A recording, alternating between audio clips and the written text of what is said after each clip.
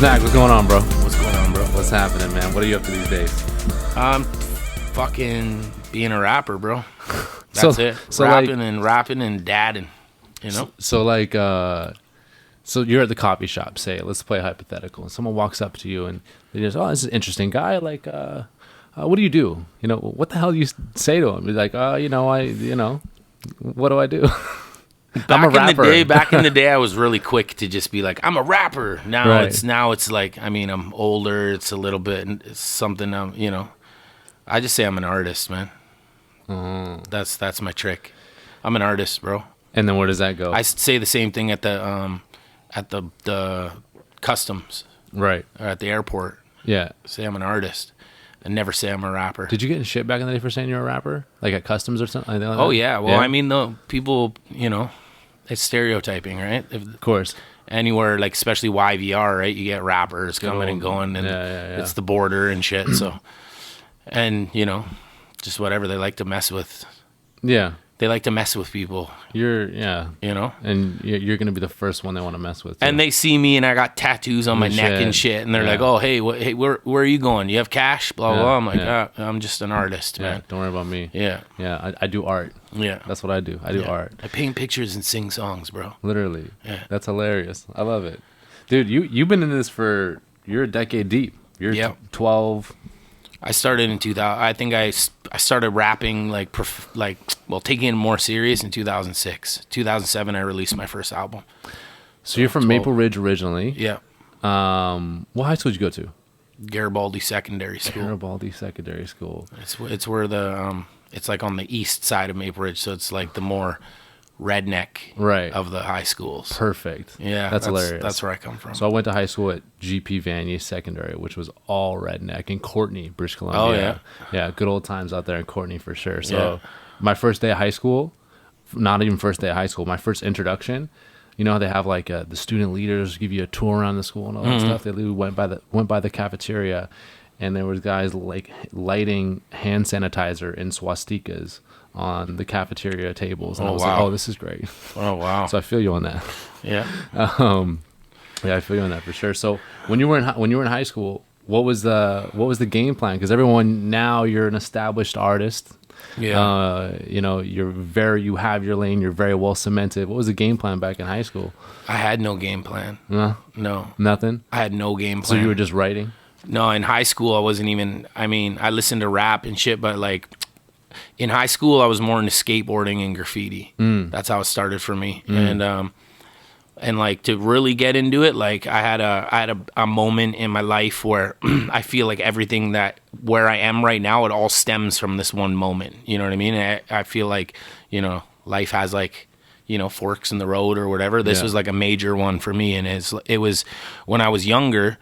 I was like playing with fireworks and shit, and like I had screecheroos and all that shit, and I ended up building pipe bombs, and I was selling these little, pipe bombs at school. That's the kind of kid I was, right? I was a little bit of a shit.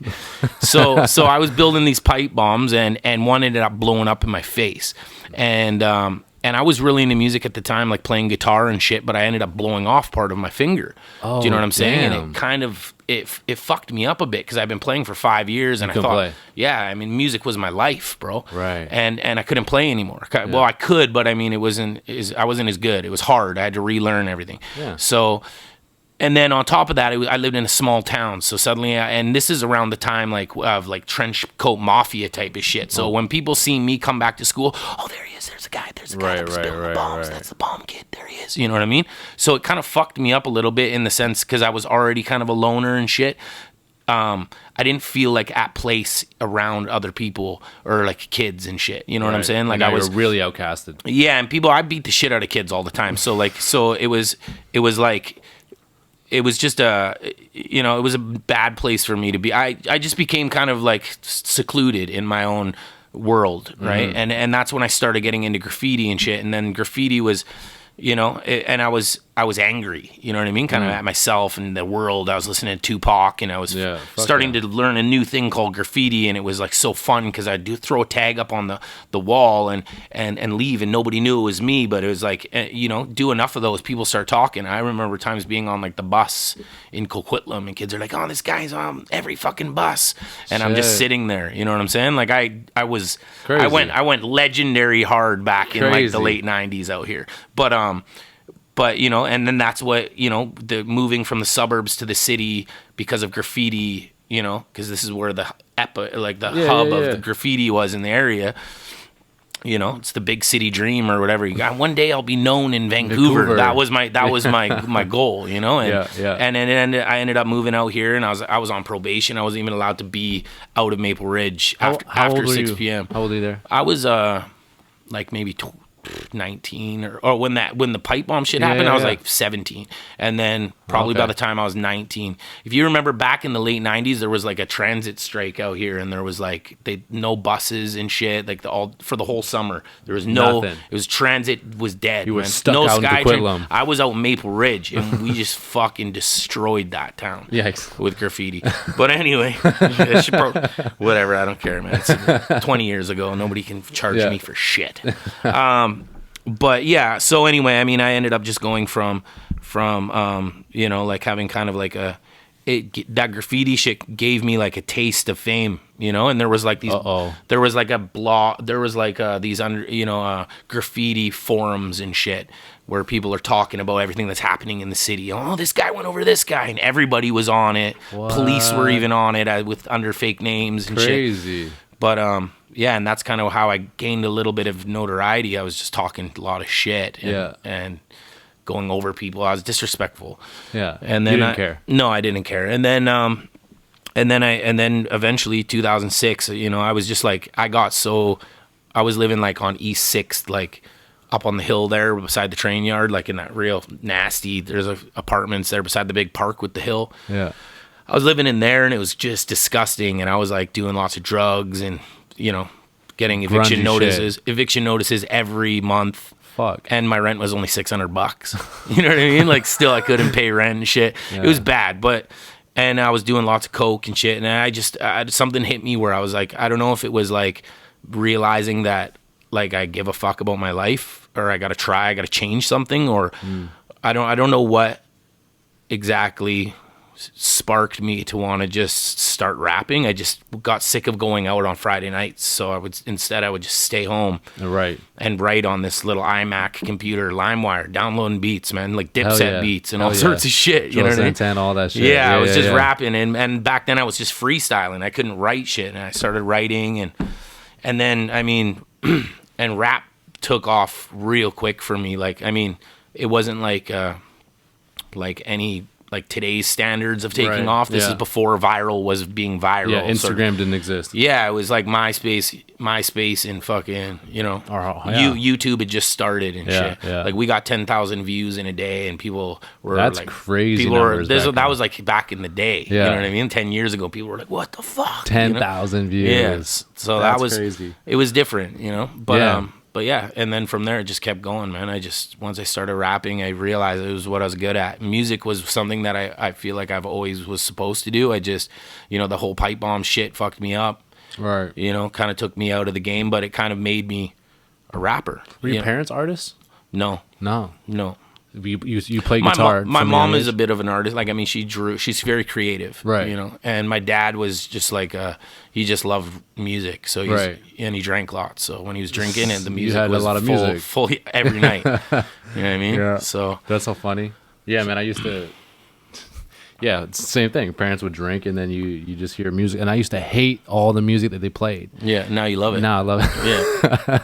Right? Like, for me, it was like Bob Marley and shit like that, the Police, all that different type of shit. And I used to just hate that. Yeah. I stole my sister's Dr. Dre 2001 CD when it just, like, came out. And, my parents were so pissed. And that you want to talk about a pivotal change? Yeah. I didn't even like it at first, but I was like, oh, fuck it. Like, just wanted to play the exact opposite of whatever that was. And then that just crafted the taste, and it just went completely down that way or whatever, right? Yeah. So 2006 comes around. You're how old at this age? At this time? I think 24. So the switch flips a little bit. Yeah. And you got to go into that. How, when you first start, like, where'd you first start recording? How'd you first start putting this shit out? How did music even move back then? A lot of these guys don't know. It was weird, man. It was like, to be honest, what happened was at Media Club, they used to do like these rap nights, whatever, battles, or I don't know. And it was like Monday Night Live, all like the hip hop nights. And I would go to all of the different nights, and, you know, nobody knew who I was, but I was kind of still bordering. Like, that's what I was trying to say before, is it's like I don't know if it was just like a certain level of like psychosis that I hit to make me a rapper. Do you know what I'm saying? That far fucking gone. And thinking about it now, like a lot of artists that I know are all kind of mentally unstable. You have to be. You have to be, psychologically a little bit fucked to be a musician. You know what I mean? Especially like, you have a successful one. You have to experience a level of, you got to experience pain and happiness and all the different things, but like differently. You know what I'm saying? Like you need, I don't know. It's weird. You have to get to the extremes of both of those fucking emotions, right? Exactly. And so I think that I was just at a point in my life where like things was just really on another level. Like I was in a really bad place. I was eating like a poutine a day from KFC, and I had cockroaches and rats and all that shit in my apartment. Like it was bad, sort of shit. Yeah. Like, and I was really living the rap life. You know what I mean? Like I was like, I really fucking do this. You know what I mean? Like I was wild, man. And that's, you know. And I met D-Rec, who's my DJ now, and at the Media Club in 06. Yeah, back. Shit. Yeah, in 06. And he heard my shit, and I just remember him and like dudes like Edge and a lot of like the guys who were really popping at the time. They're all outside rapping, and I would just walk in and start rapping, right? And I remember them just all being like, "Oh shit!" Like, this guy sounds fucked. Like his voice is retarded. Like, you know what I mean? Like, and D-Rec was like, you remind me of like a white old dirty bastard. That's what I remember him saying that to me at the time. For sure. And I was a fan of him because I listened to like a lot of the POS guys and like the, you know, just like a lot of old, you know, just the hip hop in Vancouver in the 90s.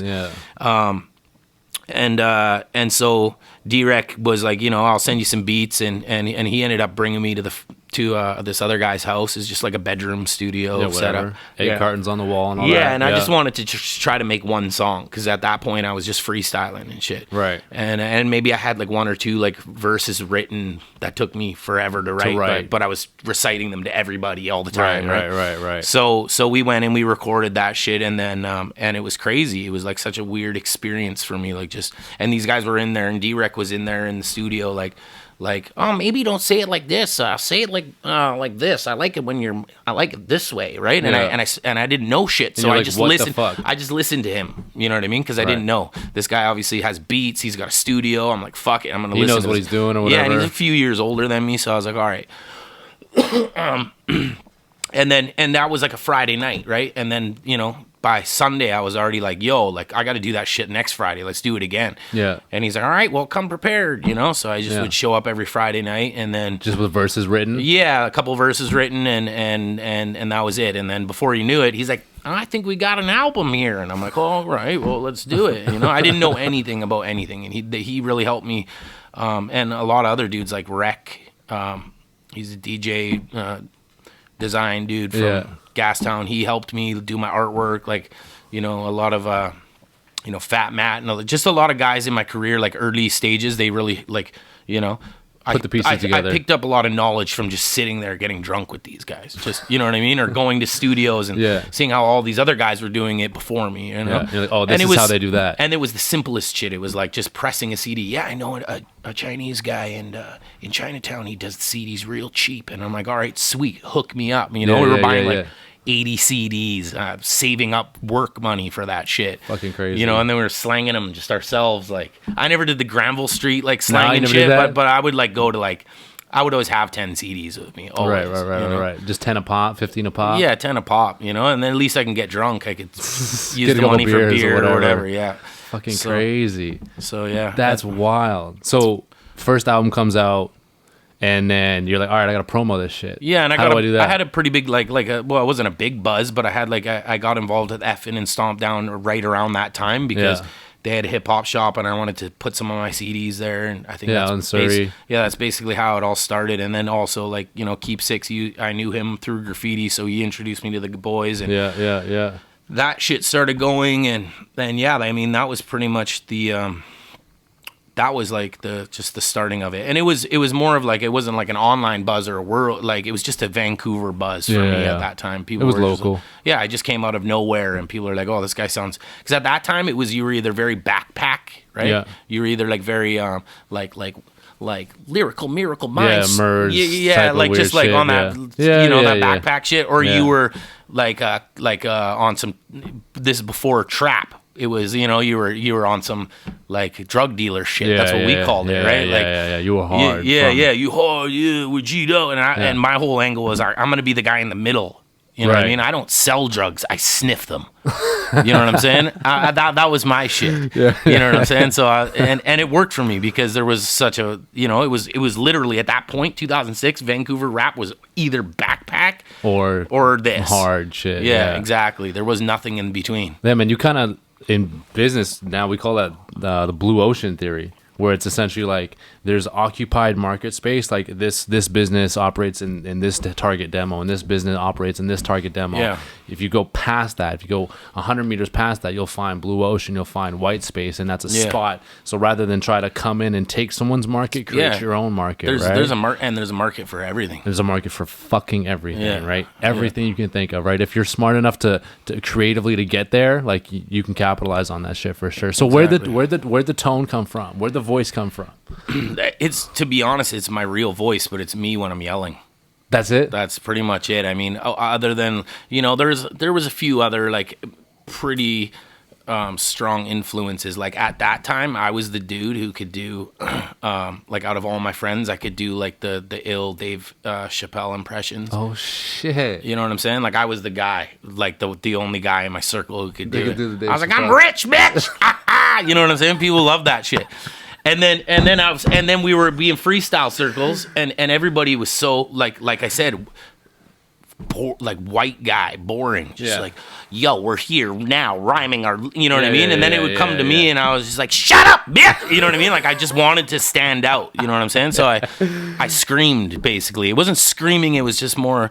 It's from the throat. Yeah, you know what I mean? It's from a different fucking vocal but cord. You hear it. You'll hear that shit. It's so in me. Like it is me. It's just it's me hype. Yeah, you know what I'm saying? That's like, how it gets. Yeah, like, and I smoke so much weed, so I'm calm all the time. People are always so surprised. They're like, wow, you're really chill. And I'm like, yeah. But I mean, 10 years ago, it was a whole different.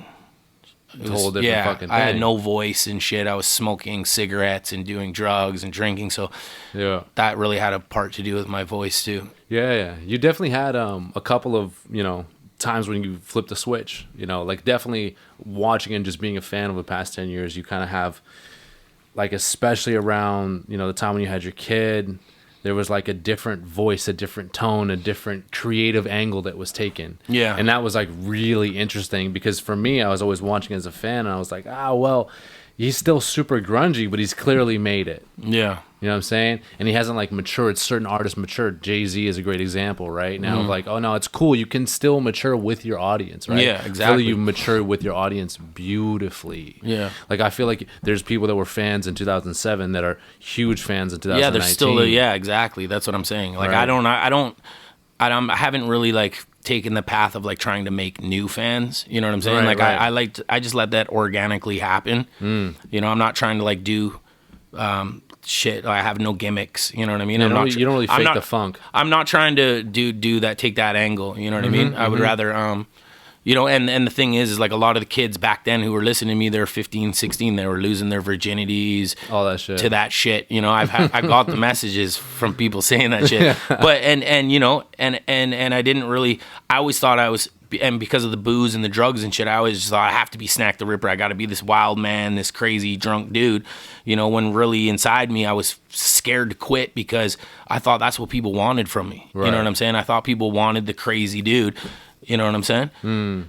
But I realized they didn't even know who I was. Like nobody knew me. It was a kind of, Dude, yeah, I didn't know as a listener until 2017, honestly. And that all stems from like social anxiety and shit too, right? Like I'm not like the most like social dude. You don't see me at clubs and out talking to people. I rarely talk to anybody. So it's like, and I've been like that my whole life, right? It stems all the way back to the childhood shit. So Where does that fucking come from? Because that's a weird thing. You're such a out there person. Well, you're saying drugs, you're introverted. Yeah, I am hella introverted, but that's why getting drunk and being high all the time, I'm totally extroverted. Like right. I let it all go. I'm out there like, yeah, what's up, bro? Yeah, tomorrow, man. See you tomorrow. The next day, no, you're not hearing from me. You know what I mean? It's like that. No, I'm gone. Yeah, like that sort of shit. So I mean, so it's hard for me to like get off drugs and get, like try to still be entertaining and still want to give a fuck, like the live shows and shit were hard, like being sober, because I'm used to just slamming. I used to drink like 20 Coronas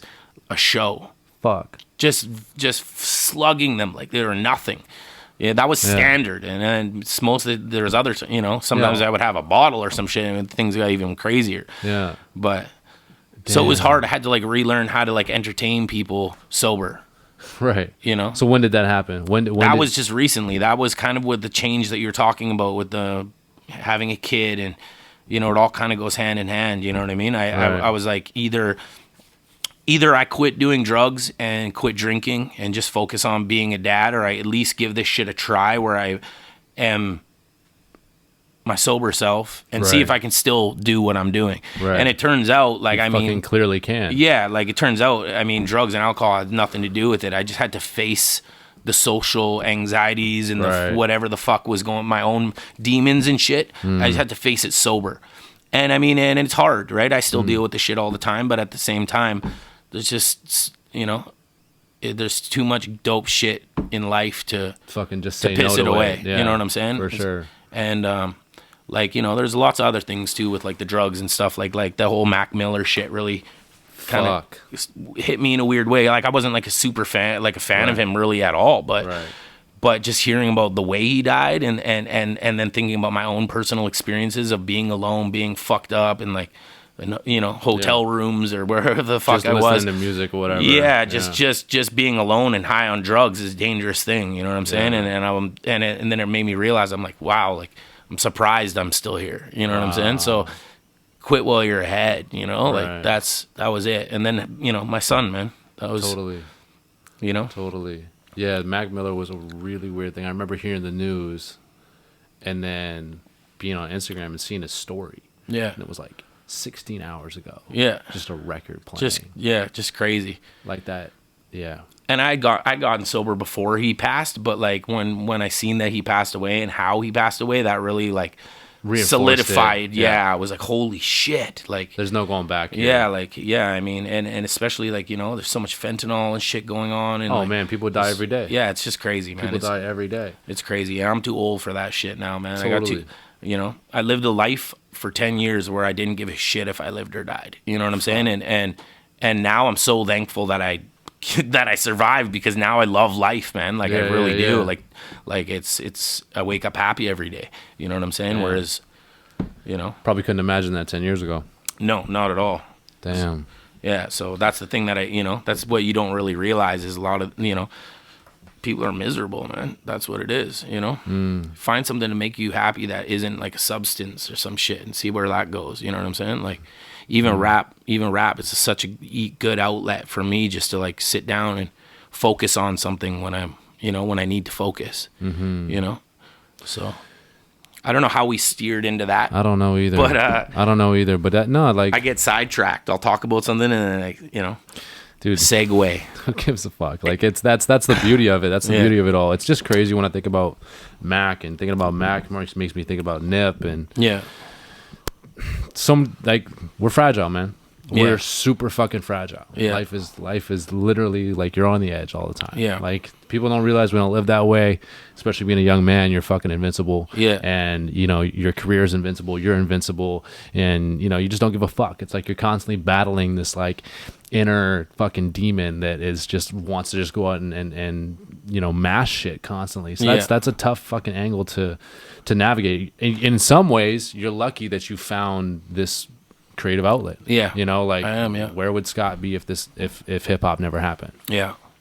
Who fucking knows? Yeah, I have no idea. You know what I mean? Yeah. Who fucking knows? So so then so is that the whole drinking thing, was that how you got up on stage? Because if you say an introvert, getting up on stage is a bitch. Yeah, I had to, bro. I had to get smashed to get on stage. Yeah. And it's still hard. Like, even now to this day, even if I'm playing a show for 30 people, I still get a little bit of anxiety before I go on stage. But Crazy. but you know what, man? Anxiety isn't something that you need to treat with medicine, man. It's a natural thing. You have that shit in you for a reason. You know what I'm saying? Anxiety is there to make you great.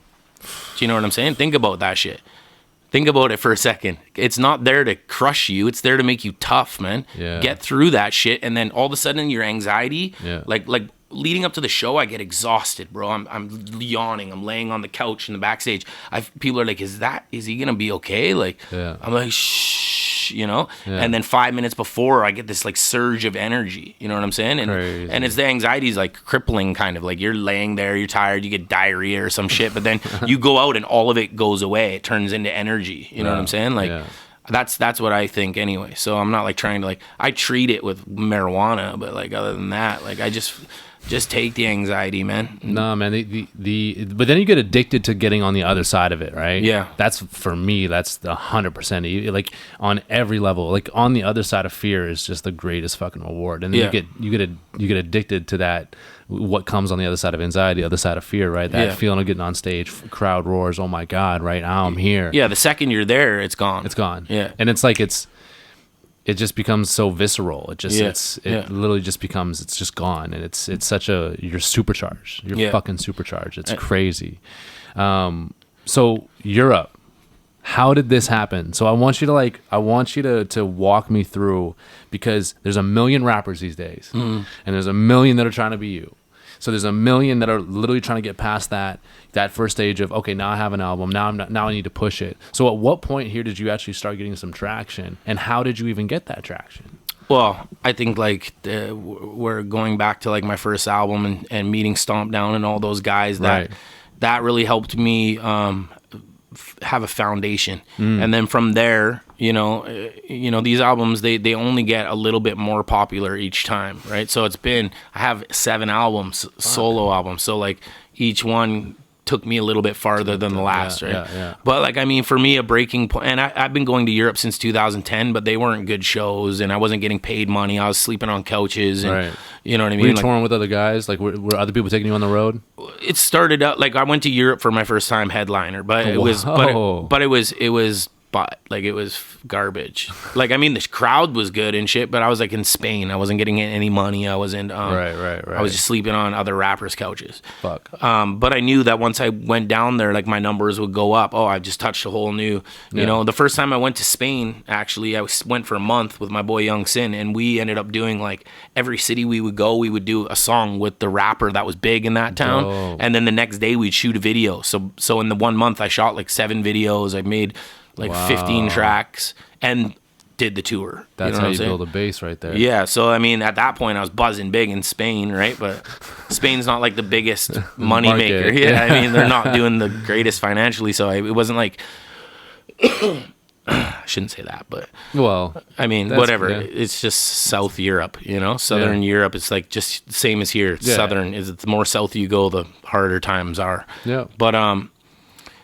But yeah, I mean, so just going there and just kind of just testing the grounds out and whatnot, and it slowly built over time. And I ended up meeting Onyx, and I met Perry, and Perry was Onyx's booking agent. Okay. And at first he didn't take me very serious at all, but why is that? I don't know, just because I was crazy. I was wild. Yeah, I was just a wild drunk. Right. And but Onyx liked me. They're like, oh, this guy's like the white version of us. Like, you know, perfect. Like, Perry, get him a show, you know, whatever, blah, blah. And from then, you know, we just continued, and Perry started booking me, and Perry's got connects all over the world. So, you know, but obviously it was hard for him to shop a rapper who nobody's ever heard of. So, I mean, a lot of things that, it was just a lot of like, for me, I know that everybody, like if somebody books me for the first time, like this is the first time I'm playing in Oslo, right? I've played everywhere else in Norway except for the biggest city, right? Because the promoters in the major city, right? They're used to bringing, like that's where all the big acts come. Where Kendrick they're goes. not trying to bring in some guy they've never heard of and take a risk on it. So I have to take a risk. I have to go there and make pretty much no money. But I know when I go to a place for my first time that I know for a fact they're going to book me again. Yeah. because I'm professional when I arrive, right? I'm not a diva. I'm not a dick, right? Yeah. I show up to sound check. I do everything as contracted. Right. I do my show. I kill it every time. I don't get lazy. I don't. If there's 30 people or 1,000 people, it doesn't matter. I fucking rock it. Yeah. And then I go out and I do meet and greets for free. I go out there and meet kids. I'm taking pictures. The promoters see this and they're like, "What?" I'm the polar opposite of what you would think a rapper as an is. artist. Yeah. A big artist would be. Yeah, totally. You know what I mean? So. And that's always gotten me rebooked again. And so when somebody hollers at Perry again and they say, "Oh, we had a great time in Oslo." Oh, well, you only paid X amount last time. And, you know, he really came out and did his thing and blah, blah. This time is this much. Yeah. You know what I'm saying? And it's just been a growing process. Mm-hmm. You know, a lot of the places I go are the same places I've been, but we do also touch on like new markets. Even though they're hard, those are like our goals. Mm-hmm. You know, so on this tour, Oslo was our goal. Like, you know, we had to get it, man. It's one of my biggest markets for like streaming in Europe. Yeah. And I've never played there. And everyone's, they're always pissed, right? I post my tour and they're like, Oslo, "Where's fucking Oslo?" You know, they don't know that it's it's like my number one streaming city, you know? For sure. So I just had to do it just to like build, just to put the foundation in once we. So give me some context here. So when you first went over there, you're hitting cities like different cities in Spain, like Madrid, or you hitting Barcelona, and where were you hitting and where are you hitting now? Yeah, I mean, the first tour I did, it was all Spain. Right. And we did all those cities you named. Spain's fucking beautiful, bro. Yeah, it's dope, man. It was a lot of fun and it was a cool experience. Yeah. And then from there, you know, I think I started getting into more like Western Europe, like Germany and Vienna and shit like that. Damn. But yeah, I don't know. It's everywhere I go, I'm surprised that I got booked there. Really? You know, I'm like, "Oh, this is weird that I'm going here," you know? But then I show up and it's crazy. There's tons of fans. Yeah. And I feel like, you know, it's, I don't know, it's weird. It's like Vancouver, right? I don't play. You would never see the turnout that I get out there in Vancouver. Right? How fucked is that? Why is that? Yeah, but I'm not mad at it. I'm not mad at it. But I am. But that's where a lot of like local rappers, in my opinion, are failing because they're focusing so hard on the local thing and these motherfuckers aren't accepting them. Yeah. Or maybe they got their circle of 40 friends who are helping them out, but like other than that, like, yeah, it's a dud. I don't know, usually it's a dud. Any city you go to, you're gonna get people looking at you, you know, sideways. And I'm cool with that, man. Like, I'm not trying to aim for Canada anyway, you know what I mean? It's not, people in Canada don't give a fuck about the type of shit I'm making anyway. Do you know what I'm saying? Some people do, don't get me wrong, but I'm saying like the overall, like if we're talking about masses and shit, if you say hip hop to Canadian masses, it's like, what? You know, oh, you mean Little Yachty? Yeah. You know what I'm saying? I'm like, no, there's the, you know, like my shit is a niche market. So I'm not like I'm cool with where I'm at. You know what I mean? I have fans in Canada and they all come and support and shit. And I'm happy about that. But like, I mean, in terms of like crazy turnouts and. Yeah. It's just not going to happen. So where's your biggest shows? Europe. Where in Europe? All of them. All of them. Yeah, all of them. Like in Canada, for instance, I'm playing at places like the Red Room, right? Whereas like in every other country, I'm playing in like places like the Commodore. The Commodore, yeah.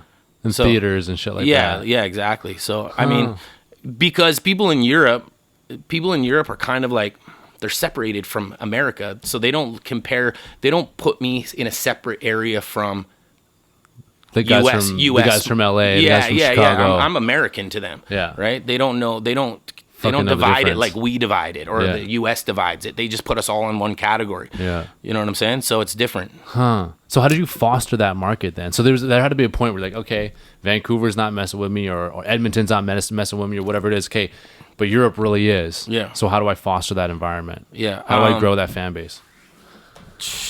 Just go out there and tour. I just yeah. I mean, for me, bro, like I said, what I was saying before, like fostering a fan base is really, for me, is just about quality content. You know what I mean? Like my shit has always been organic and like I've always been a more of a quality over quantity kind of guy, right? I could pump shit out, but like I'm not happy with everything, man. I'm a artist, man. I'm like critical of my own shit and. You're sensitive about your own shit. Yeah, and I'm just not trying to pump it out. You know what I mean? I don't want to be the guy, like, in 5 years who's got 36 albums. you know, or mixtapes or whatever. There's fad rappers and there's legacy rappers, you know, or legacy artists. I'm trying to like build a legacy. Over the I want to leave good quality shit after I'm gone. I want people to, you can listen to my discography and be like, wow, that's a solid album. Yeah. You know what I mean? I don't care about like the quick approach. Yeah. You know what I mean? Yeah, you also didn't change your style too much. No. Like you didn't like music has changed a lot. Yeah, it in has. 12 years. Yeah. A lot. Yeah. Especially hip hop. Like it is like early 2000s or mid 2000s. It was like R&B, Nelly shit, extra long jerseys and stuff like that. And then, you know, Kendrick and Cole in the freshman class started to come up, and then it went all trappy and shit. And you've just morphed in these weird little, you know, subgenres, and you're just Snak. Yeah. 100% Snak. Yeah. Never. That's fucking crazy. So, but I mean, you could throw me, like, for me being a well-rounded artist, you have to be able to do everything. You've got to be able to, you know, you got to be able to do like a singy hook. You got to at least have like a decent singing voice. You got to be able to rap double time. You got to be able to rap slow. You got to be able to rap about some story shit. You got to be able to, like the more well-rounded you are, the more dangerous you are as a rapper, in my opinion. So for me, my voice hasn't changed, but my skill level has, like, in terms of songwriting and, like, you know, lyrical content, I think has excelled. For sure, but you're not necessarily morphing. No, definitely not. You're not You're not going to catch me with some pink braids and all that shit. Yeah, it's not going to happen. What is with that shit, dude? I don't know. I'm not hating on it, man. I'm not going to. I don't want to be the underground guy who's like, oh, fuck those guys. You know what I mean? Like we said, there's a market for everything. Cool. Well, that shit's super weird to me. Yeah, so it's weird to me too, because I come from an era where shit, like, and graffiti too. Graffiti, you are a toy if you bite other artists. Right. If you are stealing someone else's style, you are a fake. Yeah. You know what I mean? You get zero respect.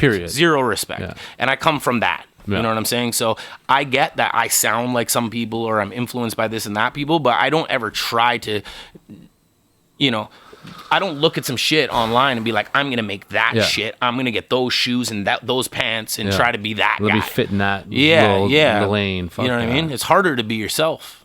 Stay in your lane. It's easier to be somebody else. Stay in your lane. There's no traffic in your lane. Yeah. Stay in your lane. Exactly. So, so you're saying that just off the demographics and the markets and whatnot, like, sure, but man, Off the Rails went #1. Yeah. You know, and that's solely off the strength of Europe.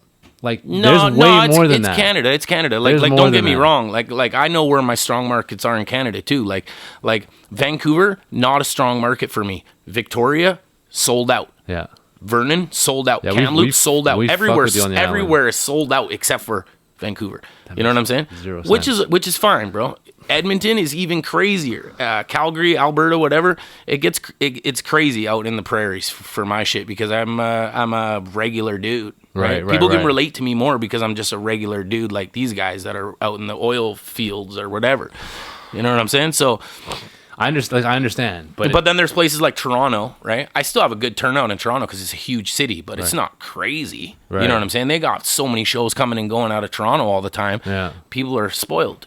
You know what I'm saying? And they got a lot of good rappers there. You know what I'm saying? So yeah, music scene's popping. Yeah. So you know what I mean? It is what it is. But then I go outside of Toronto. It's all the little markets. Yeah, man. Mississauga, and all that. It's the places where nobody else wants to go. That's where I flourish. Yeah, I'll go to Red Deer, no problem. Book me. Let's go. Sold out. You know what I mean? Yeah. So do you enjoy, like, what's the optimal venue size for you? Like, what's perfect? What's the sweet spot for you? Well, I mean, the bigger the better, obviously, because that's, like, you know, that's what people want. We want to, you know, we want to be progressing and shit. But I mean, I'm comfortable with where I'm at now. You know, obviously, I'm not comfortable. I still strive to play bigger venues, but, like, as an artist, you have to be careful, because, you know, a lot of people will say, okay, I would rather play a smaller venue that's packed than a big venue that's half full, right? Because it's all about perception. Oh, what are the people looking around? They're like, oh, this shit is empty, right? You can just play the middle ground, right? You know what I'm saying? Or really look at what you think is going to happen. But also, it's like, you know, if you're playing the little venue in town, you're probably going to see smaller numbers, because people know that venue. They're like, oh, the fucking You know, Yeah, the whatever. Piccadilly, fuck that. You know, I'm not going to that show, right? Yeah, Whereas yeah. you play the 1,000 capacity or the 800 capacity, people are like, oh, this shit is official. This Yeah. is, you know.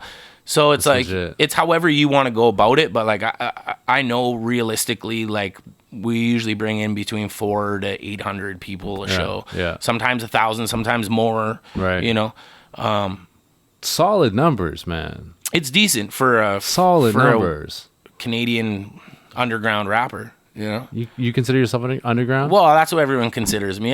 They throw me in the underground category. You know what I'm saying? It's fine. I don't care. But you know, I'm right. You know, it's because I'm independent. The only 100%. reason why I can continue to do what I do. You know. And that's how you can make it profitable. Yeah, exactly. Essentially, right? Exactly. What's your relationship with the festivals like?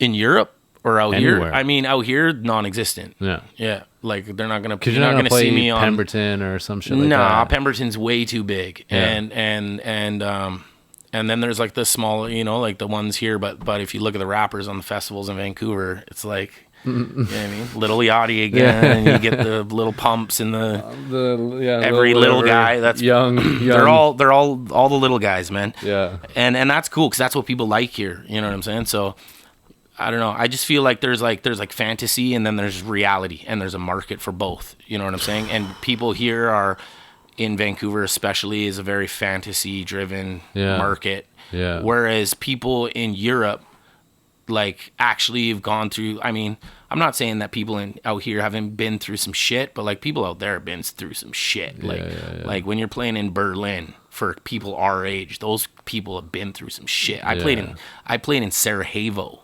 I don't even know what that is, bro. It's in Bosnia. Do you know what I'm saying? Okay, so like my shit is like I said, yeah, it's about getting drunk and having fun and shit, but I do still touch on like topics of real issues and people, for some reason, it resonates with them. They relate to it. You know what I'm saying? And it's usually people who have been through some shit. You know what I mean? Been through some pain or came up rough. You know what I'm saying? Those are the people who gravitate towards it touches them. Yeah.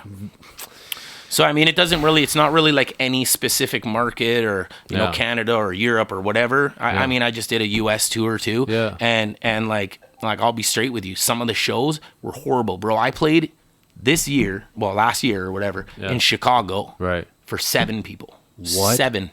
7 people. No but I rocked out, bro. Fucking way. But there's 7 people there. You know what I'm saying? So, but then, and at this point, I'm like, oh man, and this is the beginning of the tour in the US. So I was like, shit, this is not good, man. But as we slowly made our way west, it's the same as in Canada. The shows got bigger. They got bigger. LA was my biggest show, man. It was fucking crazy. What the fuck? You know what I mean? Seattle, Portland, LA, Arizona, all of the West Coast. Yeah. It was crazy. And I've been just sleeping on those markets. Damn. You know? That's crazy. Yeah. Yeah, so. Vancouver eats its own babies, man. I don't know. There's so many talented people from Vancouver. There's a shit ton, but you never know it. Yeah. You wouldn't know it. Well, and you know what it is too, is like I said, going back to like, you know, kind of being mentally well, I mean, I wouldn't say that we're like mentally unstable or whatever, but like people just don't, you have a clouded judgment of who you are and what you're perceived as, you know? And I feel like a lot of people don't, like, they're talented and they're artistic and all this shit, but they just don't know how to like go from there. Do you know what I'm saying? Mm-hmm. Yeah. No, I get it. Do you feel like you're misunderstood by the general public? Yeah, for sure. Does that bug you? No. Why not?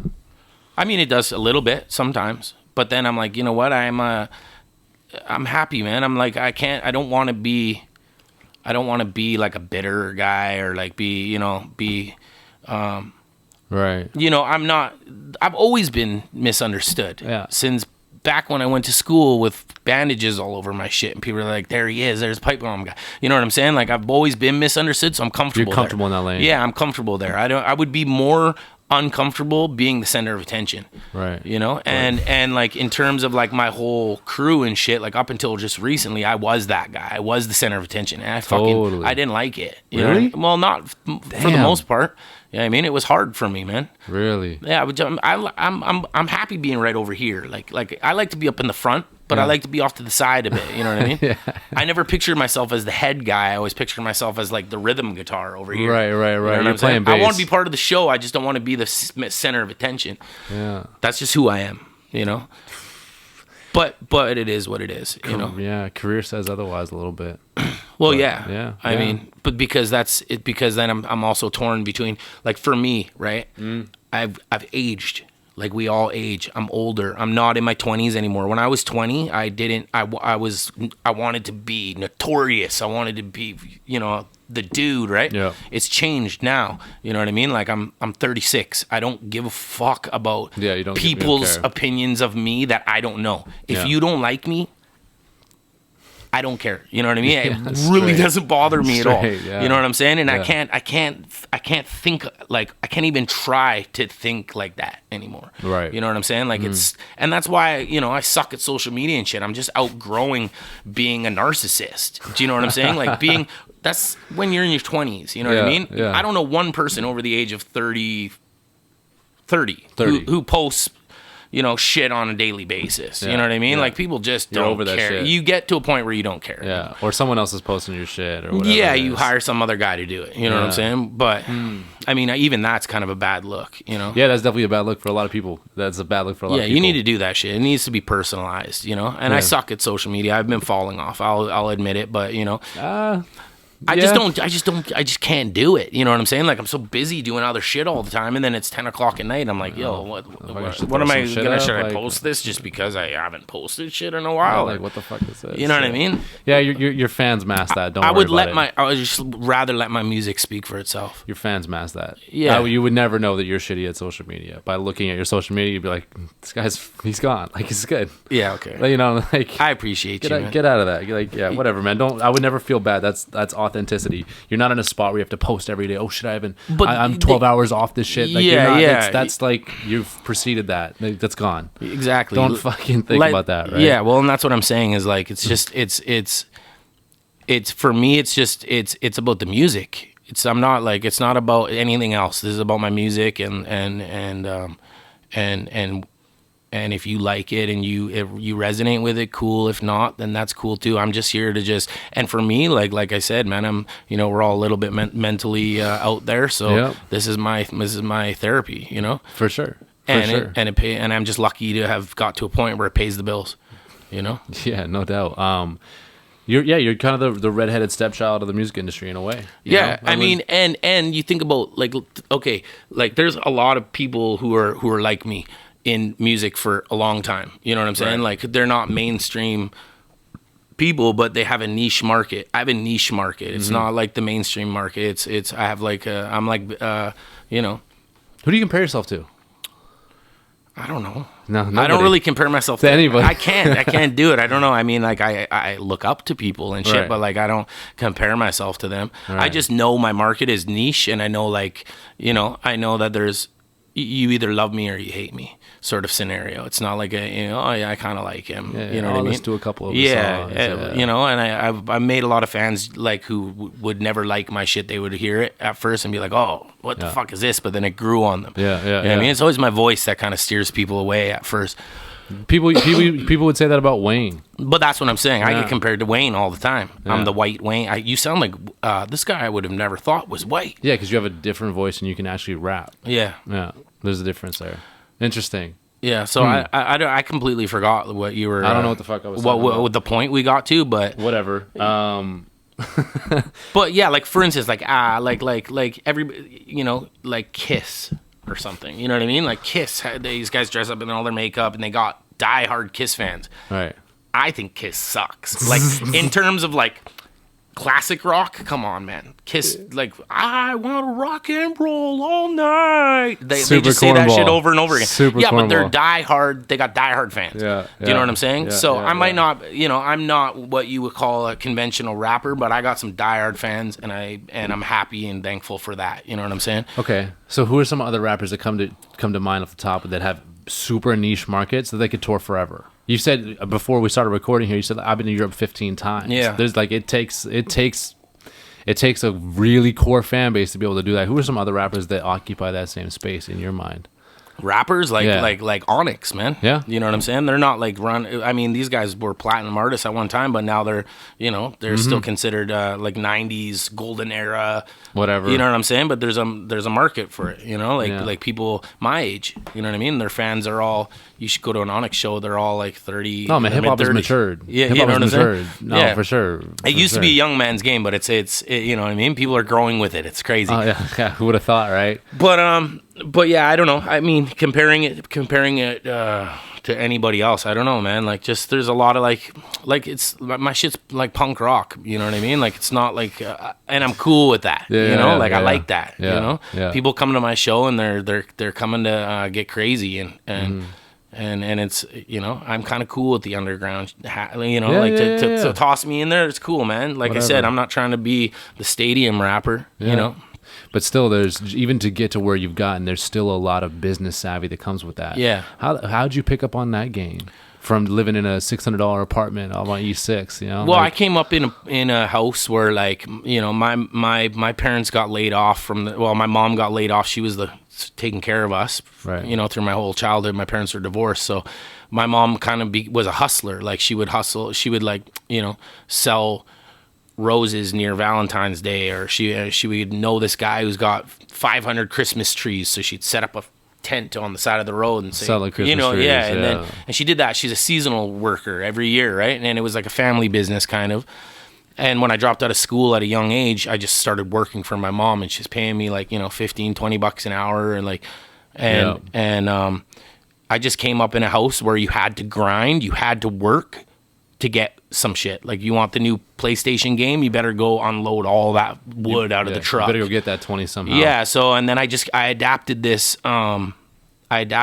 this skill where when something needs to get done, I just do it as quickly as possible while it's fresh in my mind, get it out of the way, and I can go back to doing what I was doing. You know what I'm saying? Yeah. So I want to go play that game, or I want to go, you know, party with my friends. I gotta get this shit done quick. Yeah. You know? Yeah. Whatever the objective is, banging out the park and then on to the next one. Yeah, exactly. For sure. Yeah, I feel that in a major way. And that's probably why you've been so successful in the business endeavors, right? Yeah. But it's all like that comes with a certain level of anxiousness at the same time. Yeah, of course. Like, gotta get the shit done, Yeah, right? I hate deadlines. You know what I mean? Like, I'll follow deadlines if I have to, but I'm last minute Larry every time, you know? So, like, even you asked Jamie Hughes, like, I'll book a session with him. Like, I got a session with him this Friday to record a new song. I haven't even written the song yet. And then he's going to be like, when did you write this? I'm like, earlier today and last night. Yeah. And then he's like, fuck, man. He's like, you know what I mean? Put like, some time into this. Don't call me until you've, like, written it. Yeah, written it, and you know what you're doing, right? So, I mean, I'm a little bit last minute. I get shit done though. Yeah, you know, no doubt. So how have you? So again, back on that whole music has changed a little bit. The business avenues have changed over that same time frame as well, right? You guys have done super well with your early videos and utilizing YouTube and all that. Was that a game plan, or that just happened? No, that just happened. That was being in the right place at the right time. You know, like the internet for me, like the internet and the days of being a YouTuber and shit. Like, yo, I'm first generation YouTuber straight. First generation. Yeah. All these new guys that got That's a YouTuber term. written, yo, that shit, you guys learn that shit from Me. You know what I'm saying? Our generation. Trust me, man. Yes. Like, we were the first ones. And before that, it was like MySpace and shit like that, like I said. But Yeah. But those first, like all those graffiti videos and the tagging videos. yeah, and stuff. YouTube was what it was, man. Like, without YouTube, we wouldn't even be here, you know. And that's why we have fans all around the world, is because YouTube, man. Yeah, you know, for sure. And we were doing some shit that you couldn't see on YouTube. Like, on YouTube, you can see this or see that, or a guy show you how to, you know, change the battery in your car, but then you'd never see guys really doing live graffiti, like breaking the law and shit. Yeah, and putting it up. Yeah, and we even got, like, you know, banned from YouTube, like from making money, like monetizing the videos, because it's crime, you know. Damn. Shit like that. Man, you had some crazy videos back in the day. Yeah, we were crazy, smashing cars. Oh yeah, tagging shit that was up, blowing shit up. Self-fired, yeah. Way back. Yeah. Yeah, those early videos broke some ground. That's for sure. Yeah, man. So I mean, it was just the right place at the right time, I think. You know, and like nowadays, I have no idea how to, like, use Facebook, to be honest. Like, I got off Facebook a few years ago, and then it changed so much that when I go on it now, I'm lost. There's pages and pages of things, and all this shit. I'm completely, but dude, I was like a pioneer of hip hop, or of Facebook when it came out. And shit. Yeah, like when it first came out, right? Like Yeah. I used to have like a little copy and pasted spiel that every time someone would add me as a friend, I would like send that shit and be like, hey, Timothy. Yeah, what's cracking? Thanks for being my check friend. Out this yeah, single. Go check out my page, and be sure to, like, comment, subscribe. Yeah, all that. like we were on that hustle, man. First generation YouTubers. Yeah, I love it, man. Yeah, That's so hilarious. Like, I come from the era of like where there's everybody can be a rapper now. Well, I came from at the beginning of that shit. You know what I'm saying? We seen the tools we had and we utilized that shit. In a time when not a lot of people realize to utilize it, utilize it. You know what I'm saying? But they didn't. It's like the shit was there. We just had to you were the first. You were the first people that picked up the fucking tools and I think we were the hammering. first guys to put graffiti videos on YouTube. Yep. You know what I mean? Which is pretty crazy. And now there's so much shit all over the internet. Man, everything's saturated now. Yeah. Everything's saturated now. And literally everything. Like, type speakers in, you will see 100 pages, right? Yeah. It's an encyclopedia now. So you're fully independent. Yeah. So we talked a little, I mentioned Nip earlier, and his whole thing is ownership. And there's a lot of, Jay-Z's talking about ownership. All these older artists talking about ownership. How'd that come into your mind now? Like, because people really don't understand, if you're paying 75% of your royalties somewhere else, you're really not getting paid. From 2007 to 2013, I was on another label, an independent label. Okay. And it was like that. I would hit them up on the 30th of every month and say, yo, I need some money to pay and they would give me just enough to pay my rent and $200 in groceries. And this was in 2012. Crazy. So I had already been rapping for 5 or 6 years before I even, I was scraping by, bro. Right. And then 2003, and then I released White Dynamite and Forgotten and all that shit, and and that was my kind of a big album for me. Forgotten was big, yeah. And so from there I realized my payments weren't changing; they were the same. I was still getting $1,000 a month from these guys, and I'm like, my shit is going crazy on the internet, and I'm like, what the fuck is going on here? Someone's getting this cash right here. Yeah, and I don't want to get too deep into the details of it and shit because it's in the past, and I don't want to hurt people's feelings or whatever, but I realized at a point that I was not being paid properly, so I left. And and it was a battle with these guys to get all my shit back, but once I got it back, it's mine now. Yeah. So every song I've ever made, or you own your catalog. I own everything. Yeah, and I'll never ever give it to anyone ever. You know what I mean? The only person I'm giving it to is my son. There you go. Yeah. So he'll own the rights one day. Yeah. A lot of people sell their catalog or sell a portion of their catalog. Yeah. Yeah, it's a dirty game. It's a fucking dirty game. Well, I mean, if you're a big artist, sure, right? Like if you're like the Beatles and Michael Jackson and shit, but like just as an independent artist, you don't want anyone else owning your shit. If you're only making so much money, a month or a year or whatever, why are you... That's where learning how to do shit yourself comes into play. Guess what? The whole... If a guy comes in here and tells you he's got a hook up for distribution, music distribution, that guy is he's a fake, bro. There is no distribution. The everything is distribution, bro. YouTube is distribution. TuneCore is distribution. You pay $20, I put my album on there, it goes everywhere. Yeah. Why would I give my album to you to do what I can do for $20? Yeah. Do you know what I'm saying? It's laziness, or it's like not researching how to do shit properly. Yeah, you know what I'm saying? Yeah. So like there's an old way of doing shit where you rely on other people, you pass them your music, you hand in your masters, they own part of the shit, and we'll get you a write up in Exclaim magazine and you know what I mean, or put you on Canadian music, you know what I mean, like just some shit that really doesn't fucking matter. Yeah, like for what, and then you're gonna give them 30-50% for 7 years. Yeah. What happens in that 7 years if you blow up? Yeah. They're caking. Yeah. For doing nothing. They're banking on that too. Yeah. And so like when I left that label, I started Stealth Bomb Records. Right. And and originally for me, I had a real bad taste in my mouth about those guys, so I was like, I'm going to start a label where it's not a label, but it looks like a label. right?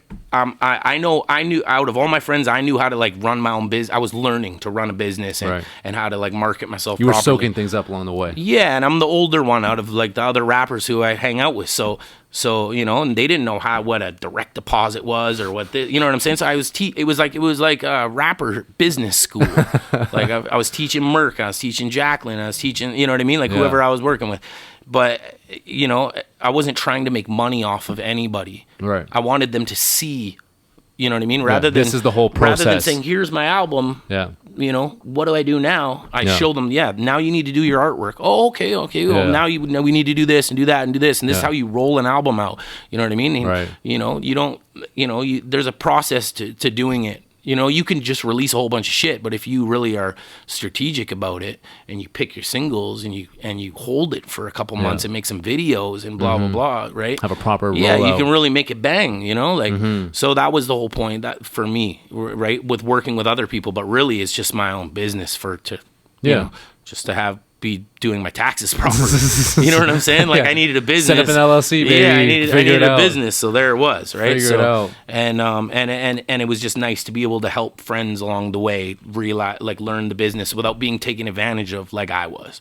That's the best part about this whole shit is like entrepreneurship, starting your own business. It's like if you do it the right way, you can bring a really fucking awesome team with you along the way, right? And like you just said, rather than just handing your masters up to someone and say, okay, take me to Z. Yeah. You can take a team of people with you or a couple of buddies with you and say, okay, here's A, here's B, here's C, here's D, here's E. This is how we do all those avenues. Now, you know, we'll go off and we'll eat together off this one. Off the next one, you go from A to Z. Yeah, exactly. You know what I'm saying? Exactly. And you're still elevating the team as a whole, right? Exactly. And you have, I feel like that's a pitfall of kids these days, essentially, where there's this, oh, I want it to be my shit. I'm going to start my shit. Like, oh, this is going to be my independent thing, my independent thing, my independent thing. I'm like, oh, are any of you working together in any sense, way, shape, or form? Are you utilizing your resources together? Like, you want to go fast, like go alone. You want to go far, go together. Like it makes sense. You will run out of fucking stamina. I guarantee it. Your ego is only going to fuel you so far, dude. It's true. And also like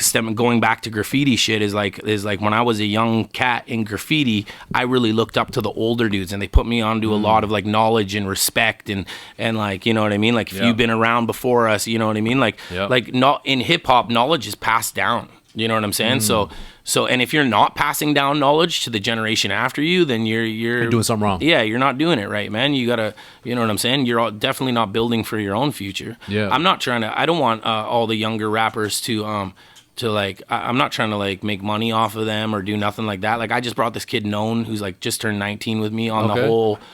I brought him on the Canada tour, the US tour. Like he came with me for 2.5 months on tour, and he was 18. Crazy. He just graduated. I said, if you graduate, I'll bring you with me on tour. So he graduated, and I was like, shit. Was he thinking about dropping out or some shit? No, he's just a kid from like out by where I live, and he's dope. You know what I mean? And he's not like my shit at all. He's super like on the new age, like wavy trap. Yeah, he's a teenager, man. Yeah. So, but at the same time, he's talented, and I recognize it. So I'm not trying to make money off him. I just said, yo, look, this is how you get on Spotify. This is how you make a TuneCore account. This is how you know what I'm saying? You make a video. Find a guy who makes videos in your neighborhood and start working with this guy. This is your, you know what I mean? Start collaborating, build your own circle. Yeah, exactly. You know what I'm saying? And for me, my reward of that is knowing that I pass down knowledge to a younger cat who will appreciate the shit, and later in life he'll be like, yeah, you know, Snak looked out for me back in the day or whatever. You know what I'm saying? That's all. Fingerprints, that's man. all. That's how this shit works. You know what I'm saying? Like especially if you in longevity, right? Like I'm not trying to be the big rapper all the time. I'm cool with being the guy who had his time and is just a local OG. You know what I'm saying? Yeah. Like I feel like I'm getting to an OG moment, bro. I'm damn near. I'm gonna be 40 in 4 years, bro. Yeah, who gives a fuck though? It's not a young man game anymore. You're right. And I still will kill all these young dudes. Of course you know what I'm saying? I'm not even worried about it. But I'm saying, you know, like it's just, you know, it's all about passing on the knowledge that you pick up. For sure, I wouldn't take the OG lane too quick, man. You still got some years, man. Hey, man, when you pass 10 years in anything, you're OG. Yeah. When you pass 20 years, you're double OG. Yeah. And it just keeps going, bro. So I'm already OG in this shit. Oh, 100%. But 100%. I'm still young, man. I can still run and I can still rap. You know what I mean? No, you out rap, especially today, especially what kids are doing today, man. Yeah, well, that's what I mean. You could out rap all these guys, but yeah, man. And the thing is too is about it is like is a lot of rap fans now, or rap fans. It's not about the lyrics, right? Whereas like a lot of the '90s and the early 2000s shit, it was really about the lyrics. Like you're listening to shit and you're like, whoa, that shit is crazy. Yeah, hold up, run that back. You know what I mean? Like, let me hear that again. Yeah. Whereas now it's about the vibe. It's about the beat. Yeah. Motherfuckers can say nothing. Yeah, literally say nothing. Words become instruments and shit, all that. You know what I mean? It's a punchline. It's a punchline now. Like it's like a slogan now. You know what I mean? You pick your slogan and you repeat it over and over again, but that beat is banging and it makes the club shake and the bitches get crazy to it. So that's what it is. You know what I'm saying? That's what it is. It's not about lyrics anymore. It's weird. Yeah. I don't know. It's a weird fucking thing because that used to be a rite of passage, right? Yeah, but I mean, but there still is people out there who listen to shit for the lyrics. That's the point I was trying to get at. Is it's in a smaller group of people, but they still are listening. You know what I mean? So, yeah. No, I'm with you, man. 100%. I don't like. Yeah, you 100%. You've had 10, 12, 15 plus years in this, so 100%. You have that longevity and that history to that. But like, you're still in your prime. Yeah, no, like, I'm not even close to being. I'm not even close to being done yet, bro. Like you're like, I'm not even fucking close. Occupy that lane, you know. Like, and of course, you're gonna have these 50 rappers in BC and Canada and Europe look up to you to a certain level, right? But it's like, oh man, like your best work is still ahead of you. Of course, 100%. Oh, of course, 100%. Man, your music's changed so much. It's just developed in such a way, like, and it still holds that. I hear a Snak The Ripper song, I know it's a Snak The Ripper song. Yeah, you're not confused. I'm not confused. And that doesn't matter if it's a more melodic song, if it's a what street type of vibe, or whatever it is. I know who I'm listening to right now, right? And you've handed that down to many rappers that have kind of take that style, morphed it, made it their own. Like, Mercules in a way is, again, taking your style, run with it, made it his own, and has dope creative direction with it, right? For sure, yeah. But again, like, is not Snak. No. You know what I'm saying? Like, is completely different, but you can tell. Because he did it right. You know what I mean? Oh, like, shit. What do you mean by that? Well, I mean, like, when we first got together, he didn't know what he was doing either. Like, when we first started rapping and kicking it together, I had more of a buzz. I was 10 years older than him. You know what I'm saying? Yeah. But I said, be yourself, do what you know what I mean? Do look what I'm doing and then just do it your own way and do it better. You know what I'm saying? Like, learn from my mistakes, bro. Shit. Yeah, he's killing the game, bro. I'm so proud of that kid, man. Like, he's and it's a whole different game than what I'm in. You know what I mean? Like, he became a very entertaining cat. He's a fucking... You know what I'm saying? Like, he's that Panda remix or whatever? Yeah, like, he's crazy. Dude, he's shit. crazy. It's hilarious. He's crazy, bro. You want to talk about being yourself? Yeah. He's like... You can look at that and be like, he's being himself. Yeah. There's no fakery there, right? Yeah. And I respect that because that used to be that. It's not the thing anymore. Let's just be honest. Like, that used to be the thing. Like, are you really in the streets? Yeah. Are you really there? Yeah. Because if you're not and you're saying you are on a record, you're gonna get checked. Yeah, exactly. And you don't want to get checked, right? So that's just that's gone now. Like, I just got to get that out of my fucking head, right? Yeah. It's just a different thing now. So break it down for me, because as a casual fan, I see stuff like, okay, so Snak, like, I'm thinking Stealth Bomb, I'm thinking FN, I'm thinking like 100 Mad, I'm thinking like all these different things, and I'm like, okay, how do the pieces like fit together in this puzzle to make Snak the person who he is? And like, okay, so now Stealth Bomb, he created, who's underneath that? Like, paint the picture for me with these different organizations and how you've come up and brought all these, because like, you have a stable of people, like, I don't want to say that are under you, but that have you've directly influenced. Yeah. And between all of those, like, that's a movement. Yeah. That's a movement. Like, SDK is a movement. For sure. Did you, so I do want to get to that, but I also am really curious. Did you kind of look at Tech Nine's model at all? For sure. And kind of move off that a little bit? Yeah, for sure. I was inspired by Tech Nine, man. And anybody who was independent over the last 10 years, like, like, really, and pushing the independent angle and whatnot. But I mean, even with Stomp Down and stuff, there's so many different gears working, you know what I mean? There's so many different people involved behind the scenes, and it was just like, it was dope, man. It's always been dope because we've always just had each other's backs, and like, And that's what I mean, for the most part, I think it's like the strength in numbers thing, you know? And I've tried the being by myself shit and not really kicking it with anybody, and it's cool, it works, whatever, blah, blah, but it's just so much better when you have a big crew of people there to support you. You know what I'm saying? So for sure. I mean, with the Stomp Down shit, that's how it all started. It was just the graffiti, the rap. We didn't know what we were doing, and shit just slowly spiraling, and getting bigger. And I was going to Europe all the time, and you know, like, and it just kept going, and and then, you know, like I said, then I started Stealth Bomb, and then I wanted to kind of like handle the music side of the you know, rather than, you know, like helping my friends to figure out how to do this shit properly. Like, why am I the only guy making money here? Yeah, that doesn't make sense. Yeah, you guys are all smart and talented. Yeah. You know what I mean? Some of you are more talented than me, man. Let's get it. You know what I'm saying? Shit. So you know. Damn. Okay. So. And then as things progressed, as time goes on, right? Like, you know, like, I love effing, man. I love Stomp Down. I love those guys to the death, and I'll always be Stomp Down. I got the shit tattooed on me. For sure. You know what I'm saying? I was just there right before here. But you get to a point where everybody is stable now. We're not all poor anymore. We're all making our money. You know what I'm saying? We're all stable. We all are doing great, you know, business-wise and stuff. So it's like, you know, for me to branch out and start doing my own merch, it made more sense. I got a kid on the way. You know what I'm saying? This is an angle where I am paying homies to do some shit for me that I could do myself.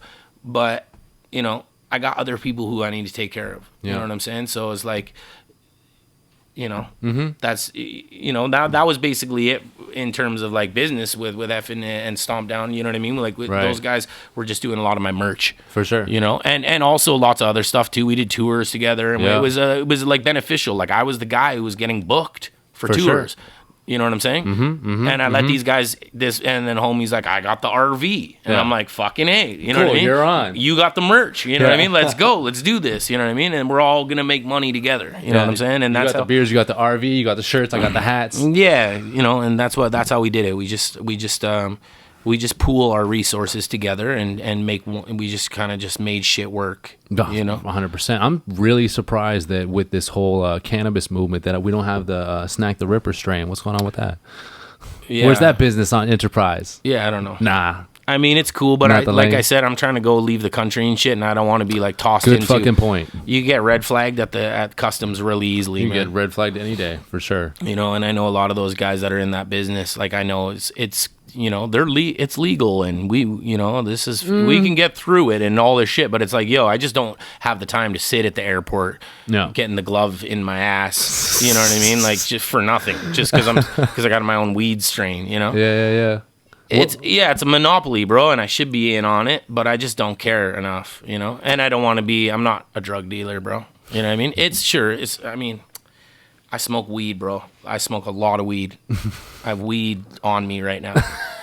You know, so like, straight. You know, I'm an advocate of weed, but I just don't want to be. I don't want to be like a guy slanging it. You know what I mean, or like pushing it to people. If it works for you, that's great. You know, and I'm also not a capitalist, like I said. You know. Like, I'm not, like, I mean, it's a kind of a capitalist business. People are jumping in it who have never even smoked a joint in their life. You know what I mean? They're like, oh, I got 60 grand to chip in on that, you know? Yeah. It's cool, man. Do your thing. Get your money, you know? Yeah. So you're really staying on that artistry lane. So what's important for me as a business is just my integrity. Right. Do you know what I'm saying? As an artist. Yeah. Like, that's what's the most important to me. You know what I'm saying? I don't want to be remembered as a guy who had gimmicks or did this or that to, you know, the quick to route. get on. Yeah. My shit is slow and steady, man. It always has been. It always will be. You know. Yeah. And I'm decades deep. And I'm happy with that. Yeah. You know what I'm saying? It's always going to be consistent. Yeah. So let me play devil's advocate to that, because that speaks to the whole thing of like, yeah, you put on 6-7 albums now or whatever, and everything's been quality content your entire career, and you can stand by, you know, album number 3. You know, you can stand by album number 4. Well, I mean, and shit gets a little bit outdated. Like, even if I look at album number 3, I'm like, damn, you know what I mean? Like, anything before 2012 really wasn't very good. But it has that niche appeal. right? Like the kids who listen to that shit think it's the best album that they've heard, right? So but when you listen to album number 3, you're not like, oh, that was that time when this was in and I was doing that thing to look at that. Yeah, it was just early in artist development. Yeah, nothing changed. Nothing changed, right? Maybe the beat changed a little bit. Yeah, but you're just early in artist development. You're not necessarily occupying a whole nother lane, right? Yeah. So even with that, like we live in a day of mass consumption, right? Like it's not like it used to take me a week, 2 weeks to digest albums, you know, like or months even, shit. You know, and if there's, you know, 444 comes out, I guess I'm going to listen to it for a month and then, you know, shut the hell up. And then, you know, but today it's mass consumption. It's singles every week. Go. Yeah. Your attention span of a listener is way shorter now. A single's not going to run. Yeah, which is hard for a guy like me. You. Yeah, who's just trying to like do quality shit. Exactly. You know what I mean? So, yeah, I know. I mean, like that's something that you know, like, yo, I was sitting in my studio for like the past 3 nights. You know what I mean? Like, I got crazy beats on deck, but I'm like, what do I even want to say right now? You know what I'm saying? Like, I'm trying to like really think about what I want to say in my music rather than just, dude, I can rap about nothing or how dope I am or how much money I have and all this shit. I could do that shit easily. Yeah. I could freestyle that shit, but I'm really like, I'm at a point now where I've done enough of that. I want to say some shit that resonates with people. I want to have a message. You know what I mean? I'm not trying to be all like on some like conscious hip hop backpack shit. I just want to say something. Yeah. You know what I mean? Have substance, have value. My strength is lyrical content. So it's like I want to convey some lyrical content. You know what I'm saying? So that's kind of where I'm at right now with the whole shit is I, you know, I'm kind of like, you know, I'm writing slower. I'm taking like I used to write a song a day. Now I write a song a week. Wow. Do you know what I'm saying? Yeah. Like, and I work on the shit all day. Yeah. Like I'm doing other things. I'm being dad or whatever, giving a kid a bath or whatever. But then I'm back in the studio every single night. Like it's a 7 days a week sort of scenario. Mm-hmm. You know what I mean? How do you stay disciplined doing that? Because there's no one there over your shoulder like, Snak, get in the studio. Yeah, I mean, you have to discipline yourself. Yeah, you know, you have to want it. You know what I mean? Mm-hmm. And for me now, like I'm comfortable where I am. I'm financially stable. I've got a kid and a wife who I fucking love and adore. Mm-hmm. I don't, you know, I'm not out looking for acceptance from people and shit like that. I'm content where I am. You know what I mean? But I'm not too content where shit is gonna start, you know, falling apart. Mm-hmm. You know what I'm saying? Mm-hmm. Like I still look at the last song I released as like, okay, that was dope, but I could have done this better. I could have done that better. I could have done that better. So it's like, it's a constant drive to want to one up myself. You know what I'm saying? That keeps me going, you know, as a writer, you know, I'm writing, I'm trying to be better. Constantly.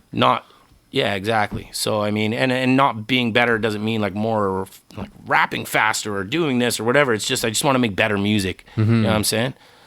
Yeah, and not even better music, but like better visuals, better creative. Yeah, exactly. And everything that goes with it. Yeah, exactly. Yeah. Where did that come from, man? Like a lot of rappers are just like, no, I'll do the music, you do that. You're very hands-on with all the creative. We were talking about Stewie earlier. Yeah. You're very on deck with everything that you put out from, you know, a brand standpoint or a creative standpoint. Yeah. You're just fucking artistic in you got tattoos everywhere, and you know, it's not just music. That's not very like original, but you know what I'm saying? Well, that's just who I am. I was just got a lot of drunken bad decisions, but I hear what you're saying, you know? Yeah. So I mean, so why so hands on with that? Why not just let someone else handle it? Because it's my brand. You know what I mean? It's my brand, and I'm in control of it. You know what I mean? And that's why I'm successful at what I do is because I know what I'm doing, and I know who the people are who listen to my shit, and I cater to those people. Right. You know what I'm saying? I'm not. There's a little bit of delusion in there, but not very much. You know what I'm saying? I wouldn't even say that. And of course, you know, now we're living in a day and age where everything it's like, you know, it's 80%, it's 20% talent and 80% hard work. You know what I'm saying? So I try not to even think about that. I fucking hate waiting for people. I fucking hate it. I hate it with a passion, especially if it's some shit like as trivial as like a tour poster. You know what I'm saying? Like get on that or shit. Updating my website or whatever. You know what I mean? It's like, yo, why not just take 8 hours, sit and there, do it, fucking learn it, right? And then boom. Get it done. I can do Photoshop. I can do Final Cut. I can edit videos. I can do all of the shit. Yeah, you're producing. Yeah, all that stuff. Yeah, but again, that's a gift and a curse. Yeah, because I'm the same way. That's a gift and a curse. Of course. because you start holding other people to certain standards, and all of a sudden, like, man, you don't got to understand people don't work like you. Yeah, and everybody works different. Everyone works different, Yeah. and you got to have, like, we were talking about Stewie earlier, like creative fucking genius that you've worked with for a long time, but works very different from you. Yeah, exactly. That's hard. Yeah. That's hard to do, work with those different personality types and motivate those different personality types. For sure, but when you get comfortable, like when you start working with somebody, and the years go on over and over, you really start to like get to know each other, and like, you know, me and Stewie, we work great together. Like I'll make the song, I'll send it to him, I'll say, you know, this video should be dark or wet or raining or whatever, and then he's like, oh, I got a fucking great idea. I know this guy who's got a car, you know what I mean? And then we just start talking about shit, and me and that guy, like, we just got away with a lot of shit with zero planning. You know what I mean? Like, he's such a harmless looking dude. Yeah. You know, so he goes and talks to me. Hey, excuse me, ma'am, can we borrow your rascal? you know those little things old people, right? Yeah. Do you think that old lady's gonna let me ride her rascal if you know? But Stewie goes up. He asks politely. Yeah. Oh, why not? You know, and next thing you know, course. I'm fucking rolling on the rascal. Who's that guy? Stewie's shooting. There's smoke blowing down the street. Yeah, Fire trucks are coming because there's so much smoke. You know what I mean? And then we're out. What's the wildest experience you've had shooting a music video? They're all crazy. They're all crazy? Yeah. There's not one that sticks out to you? There's lots, man. Like, just like the ones that involve wildlife, like scorpions and tarantulas and shit like that. What was that video you just put out? Or not just put out, but a little while ago. I did that. I did. I'm good. I had a scorpion in it. And right. this guy's like, oh, he's not gonna sting you. Don't worry. And I'm just like watching this thing like crawl around. Like, it's so just creepy shit. Creepy. You know. But overall, I mean, you know, we do shit guerrilla style, right? Like, we don't get permits. We don't. Okay, here's a crazy one. We shot a video. It's called Lesson Learned. Okay. Like a year and a half ago, and I was like, yo, I want to make it look like I'm gonna do a Van City video, but I don't want it to be. I want it to be empty everywhere. I don't want to see a fucking car go by. I don't want to see a fucking person walking in the background. It has to be empty, and I want to shoot it in all locations where it's always busy. Yeah. And Stewie's like, well, how the fuck are we going to do that? And I'm like, he's going to hate that I did his voice like that. But it's exactly how he sounds. Fuck you, Stewie. No gimmicks. Love you. Let's go. Anyway, yeah, so we started shooting at 2 a.m. every night until 5 or 6, right? And we did it 3 nights in a row, but like, that was crazy. Like, walking across Lionsgate Bridge at 4:30 in the morning, and there's no cars, and I'm just walking up the bridge, right? And he's like following me, and he's yelling at me. He's like, car coming up behind me, car coming up, right? The car drives, slows down. They're like, what the fuck are these guys doing walking in the middle of the bridge? Yeah. I don't know. Stewie's a genius, man. He knows what he's doing, and he's got a good eye for like the scenes that, you know, he'll make you look good. You know, I'm not like the most, you know, they say 10 camera adds 10 pounds. Well, camera adds 30 for the old Ripper. You know what I'm saying? But he still makes me look good, man. You know what I mean? He picks the good scenes, man. He knows the scenes I like, you know? So yeah. No, he's a genius. You get chemistry with people from working with them for years, right? And totally. And now I don't even like doing videos with other people. I like the mayhem of shooting with Stewie. Shit. Yeah. Dope. So that's super cool. So creatively, like, what's going on? So I know you're going to Europe. When's the next album coming out? We're thirsty over here. Yeah, I'm just trying to just drop some content. You know what I mean? Like you said, it's content driven. So I've dropped a couple singles over the last couple months, and I'm gonna probably just do the single thing into the summer, and then we'll see where I'm at with the album. But I'm working on a new album. There's one in the works. Dope. But it's a slow process. That's all right. Yeah. Well, as long as like you gotta spoon feed fans, yeah, right? Like exactly. keep the taste buds active, right? Yeah, and like for me, my discography has always been an album every 2 years, and like I could do more, but like I feel like I grow and I change so much in that 2 years that like that's why my albums are, you know, they get the response that they get is because they're not watching me grow on a day-to-day basis. They think they know me on this album, and then 2 years later I come back and it's like, oh, who the fuck is this guy? You know what I'm saying? Yeah. So, and I don't mean to do that. That's just what happens. It's a natural part of it. It's like, you know, we all grow and change and shit, and I think that when you don't just pump shit out all the time, people recognize that more. They recognize 100%. The change and shit because it's directly contrasted. They don't see you every single day. Yeah, of course. You know? And you don't see, that's another thing too.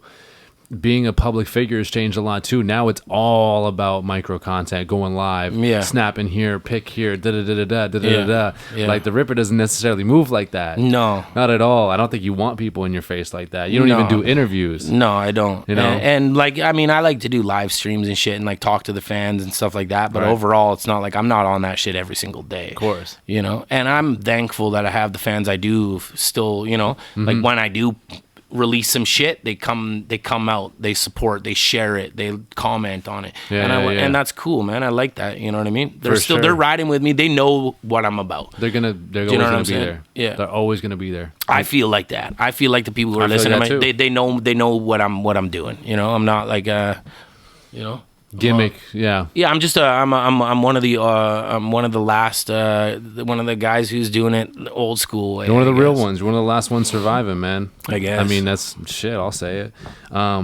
So at this point in the game, you've gone number one.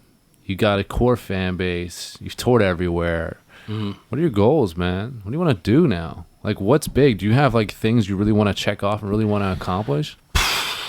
Not like rap related. Not rap related? No. Like, I mean, a little bit. Like, there's some festivals here and there that I never get booked on that I'd like to get booked on, you know. Like, there's little, like, realistic goals, you know what I mean? And I focus on those, and we crush them, you know what I'm saying? And that's how you get it done. But overall, like, you know, most of my real goals in life are life, you know what I mean? Is life-related shit, you know? Like, trying to juggle going away for months at a time, but also being a good dad. You know what I mean? Like, there's just, you know. Yeah, man. There's a lot of uncertainty in my life, but with music, but not with everything else. Yeah, everything else is fairly stable. Yeah, because I mean, it's like it's a fucking unstable business that we're in. You know what I mean? And luckily for me, like I said, I never took the fad route. You know what I mean? It's like one of my homeboys told me once. He's like, "Yo, who is that motherfucker? What is his name?" Oh, I remember. It's on the tip of my tongue. I don't know, bro. Trinidad James. He's like, just remember, Trinidad James is popular once, bro. And I was like, fuck. I was like, you're right, man. It's like people, there's so many dudes just coming and going and coming and going. It's like, do you want to be that, or do you want to be a dude who's been here? You know all I get is Trinidad James. Wait a minute, that's lame. I think that's J. Cole.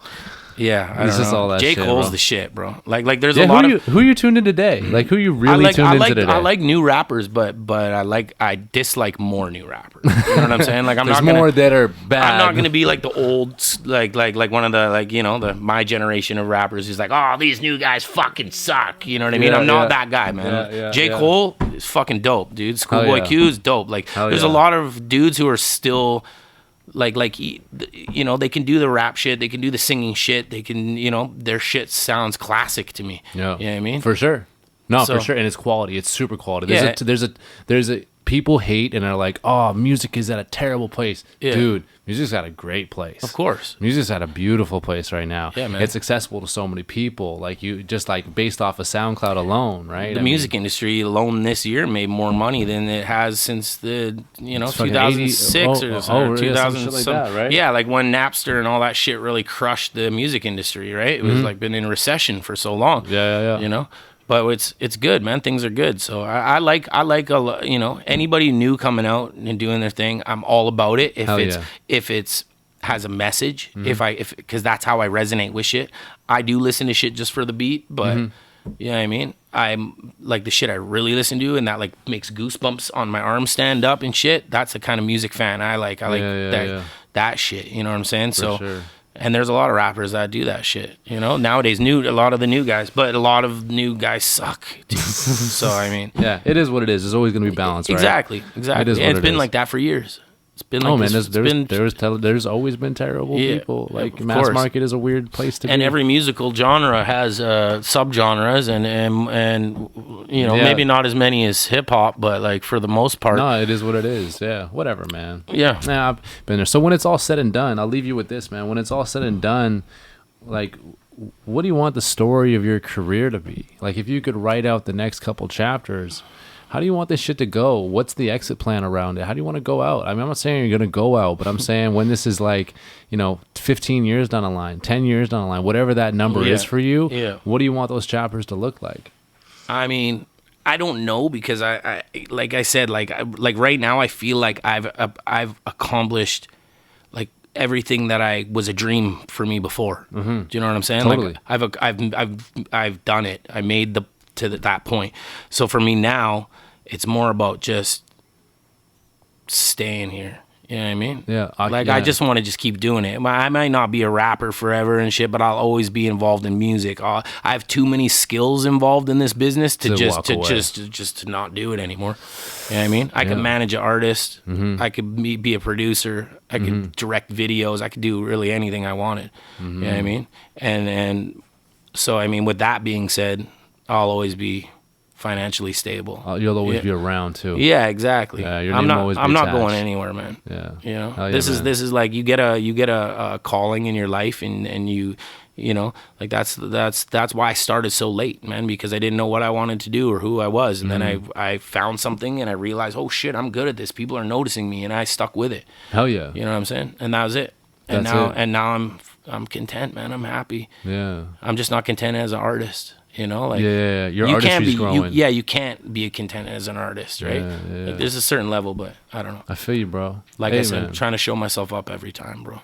Every album's getting better. There's not been a regression, 100%. Thanks, brother. Aesthetically, lyrically, concept-wise, storytelling-wise. Thanks, man. It's like, it's fun as a fan. That's how you know that's how you know good artists. It's fun being a fan. Yeah. You're not just consuming music. Yeah. You're like you're there, and you're like, oh shit, he couldn't do that album. He couldn't do that style 2 albums ago. Yeah. That's fucking cool. I can't wait for the next album when he can pick up these new skills or whatever it may be. Skills that don't even exist yet. Yeah. That's fucking fun as a fan, man. So, and you know what? You should do some more interviews, man.